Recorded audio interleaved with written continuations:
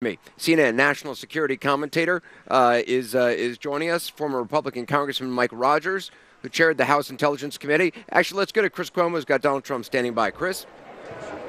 All right, thank you, Anderson. So, Mr. Trump, you came in as the front runner.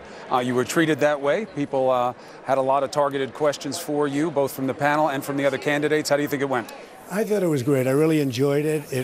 I thought at the end it was a little unfair, but that's okay. But I thought really we had a great debate. I think it was one of my better ones. We've done, I think, very well in the debate, so I wouldn't be in the position I'm in. And I really enjoyed this one in particular. I had a good time. What made this one special for you? Well, I think I'm getting a little more used to it. You know, I've never debated before. I've been producing jobs all my life. I've been building buildings and doing lots of other things and creating businesses. And now I'm all of a sudden in the world of debating, and I really enjoy doing it. I really have had a great time and look forward to the next one. But I thought this was a very elegant group of people. I thought the last one was very elegant also. It's an interesting word to use, but this was elegant and that was very elegant. Who was second best? Well, I don't want to say who did well, who didn't. I mean, you people make that judgment. But I just felt that we had a very good night, and everybody's telling me, based on all of the polling that's going on right now, that we had a very good night. You were unusually quick to not have any static with Ted Cruz when you were given the opening by one of the questioners. Why? Well, I just think he didn't say anything that I particularly disagreed with. And I thought he was very nice as to his statement that took place behind closed doors. I thought he was very respectful and nice. And I have great respect for that. So, you know, I get along with Ted very well, actually. He did not say what he had said to the group of fundraisers. Is that what you mean by nice about it? Well, I just think he was very nice and very respectful, and I have a lot of respect for Ted. What didn't you like? You said you thought it was a little unfair. A lot of the questions came at you, the undercard. What did you expect? Well, I thought the undercard was very unfair, and I thought, frankly, a couple of the questions to Jeb were very unfair. They were leading him like, you know, come on, let's fight with Trump, let's fight with Trump. And the undercard, the first big part of the debate was all questions about Trump. And I was watching that undercard, and frankly, I thought Governor Huckabee did a great job, and I thought Senator Santorum did a really good job. But I was watching, and every question was like a lead, let's go after Trump. And I thought it was inappropriate. And then you started doing it with Jeb tonight, and I thought that was not right. But the end result is, you know, I had a really good time considering we have a tough subject. You know, the subject is we're not doing very well as a country, but I had a really good time doing the debate. The burden of being a front runner. As you say, you set the agenda on some big issues. Certainly, you brought immigration into the fore in a way it hadn't been before. You could argue you did that about how to deal with radical Islamism. You're going to be taking the heat when you set the agenda, aren't you? Well, I don't think there's ever a burden to be a front runner. I would like to have that burden for the rest of my life. I like to be front runner, and frankly, to me, it's a great honor. It's not a burden, it's a great honor. Having that center podium is a great honor to me.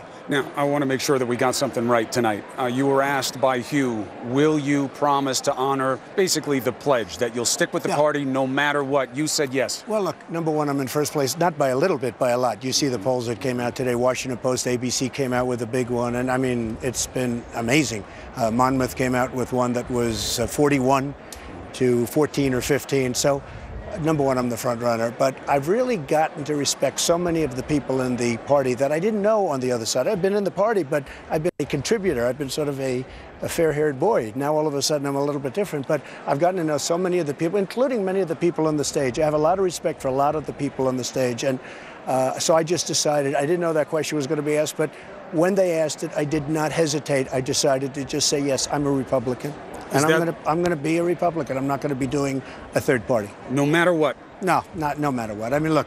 If no matter what? Look, if this is like a boxer, the only way you win a home decision is you got to knock them out. If I get the votes, nobody can do anything. If I get the delegates, nobody's going to do anything. And I'm leading in a lot of states. You probably just see PPP just came out with, I'm leading in Iowa now, and I'm leading in a lot of states, and, you know, it's on my shoulders. I hope I get the votes. I'll be trying very hard, and I will make our country great again. What if you have some delegates, not enough, it goes to convention, and you feel they box you out? I want to really just do it the old-fashioned way. We're going to run as a Republican. I'm going to try and win as a Republican. I hope I'm going to be treated fairly. Fox, as you know, just came out with a poll, and I beat Hillary Clinton head-on. There are a couple of other ones that say that. And I haven't even really gone after her yet. You know, I've been focused here. I have 15 people here, and I've been focused here, as you may have noticed. I haven't really focused on Hillary. When I do, I think she's going to fall, because when she does as poor a job as if she's allowed to run, I mean, I don't even know that she's going to be allowed to run. Well, why Because wouldn't she be allowed? what she did with her emails is a big problem for her, I think. However, probably she will be protected because she's a Democrat in a Democrat administration.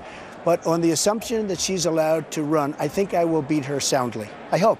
And if I do, we will make this country so great again, and we'll have such great spirit and happiness, and we're just going to have victories. We don't have victories anymore. You know, it's in my closing statement. I said, we don't win anymore. And that's the case, Chris. Our country doesn't win. We don't win with ISIS. We don't win with healthcare. We don't win with anything. We don't win with trade. China is eating our lunch. Japan is eating our lunch. Vietnam eating our lunch. They're just taking our money out of our pocket. If I win, all of that's going to change. Mr. Trump, thank you very much for speaking to us. Thank you. Great honor. Congratulations on tonight. Thank you. All right. Anderson, there you have it. Back to you.